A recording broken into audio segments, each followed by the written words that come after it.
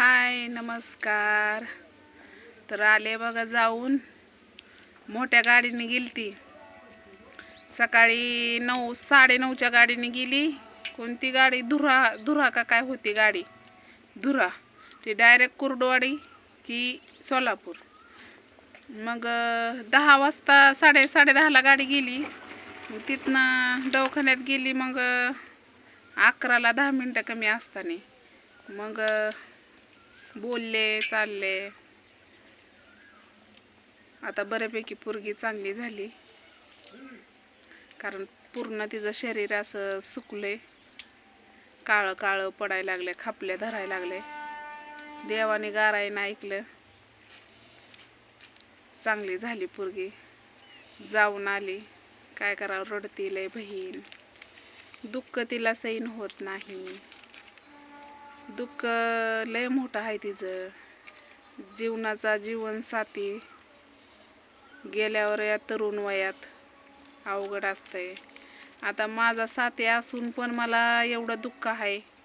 म्हणजे दुःख नाही मला एवढं, पण टेन्शन आहे. एकल्या बाईला कष्ट करायचं, लेकरांचं बघायचं, सगळं बघायचं ह्याचं. आणि आता मला काय सवय पडली,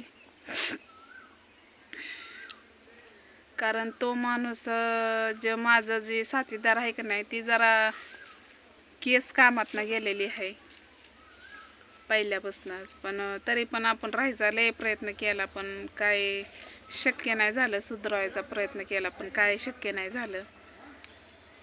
म्हणून मी असं ठरवलं, एका लेकराचा जीव वाचवण्यासाठी मी एवढ्या लांबचा पाऊल उचलला आणि कष्ट करते. कष्ट करणं ही माझं काम आहे, कारण लेकरं बापाला मागत नसतात, आईलाच मागतात सगळ्या गोष्टी. आणि आईचं काम आहे. आता मी जर घरात बसून राहिली तर आपल्याला कोण द्यायचं? बरोबर आहे का नाही? कष्ट करावंच लागतं. आणि बाईची जात जन्माला आली, पोरगी झाली म्हणलं का नाही, ती कंबर खुसूनच असते. कारण पुरीचं जीवन तेवढ्यासाठीच असतंय. कष्ट काम करायचं, सगळं बघायचं, देखायचं, असं मला तर वाटतंय. तुम्हाला काय वाटतं मला माहीत नाही. पण मला असं म्हणायचं आहे की तिचं दुःख एवढं मोठं आहे की तिला काम बी होत नाही. कारण तिला रोज एक गोळी चालू आहे. तिला थायरॉइड का काय म्हणतात, त्यातला एक प्रकार आहे. तिला काम होत नाही. तिला सारखा अशी कंबर खाली. म्हणजे तिचं पोरगं पण बारीक आहे की ती जबाबदाऱ्या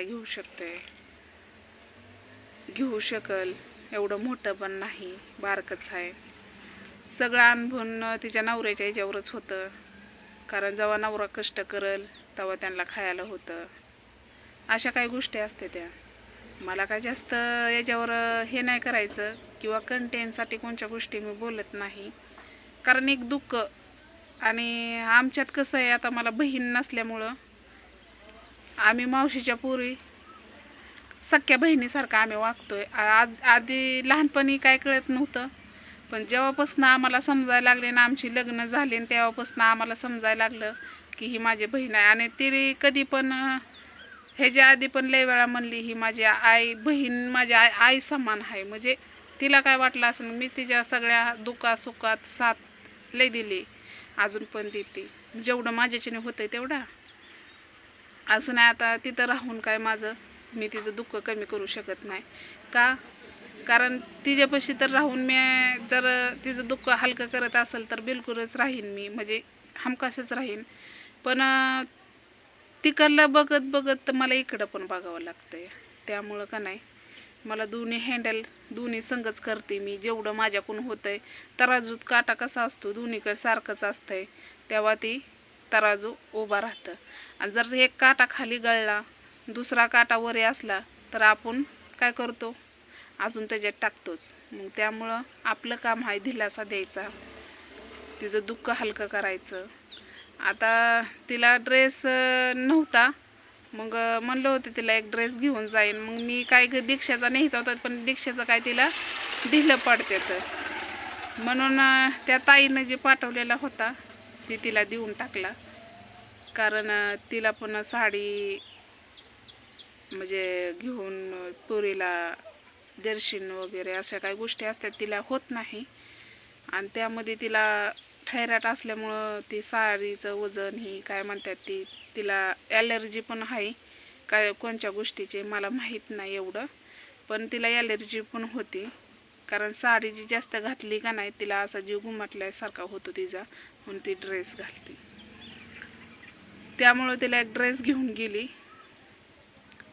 पनवेलच्या ताईनं पाठवलेला. ताईने एक नेला, तिला एक दिला शीतलला. जाऊन बघून आली. भरपूर असं वाईट तर वाटलं मला तिथं गेल्या गेल्या, असं वाटलं की दाजी पण आहेत. पण जेव्हा त्या खोलीकडे बघितलं का नाही तेव्हा माझं मन लय भरून आलं. म्हणजे रडाय आलं, पण मी दाखवलंच नाही तिच्यासमोर की मला आठवण आली त्यांची. मग मी तिथनं बाहेर आली. माझं मन रिकामं मी एकलीनेच केलं. परत मग डोळं हे पुसून तोंडावर पाणी मारून परत आतमध्ये गेली आणि परत तिला म्हणलं बाया असं नाही तसं तुला खंबीरने उभाच राहावं लागेल. मग काही गोष्टी मी सांगितल्या जेवढ्या योग्य वाटतात तेवढ्या. तर असं परवा सण मी जाताना हेड्याव बनवला नाही. हे तुम्हाला पण माहिती आहे मला आवडतच नाही.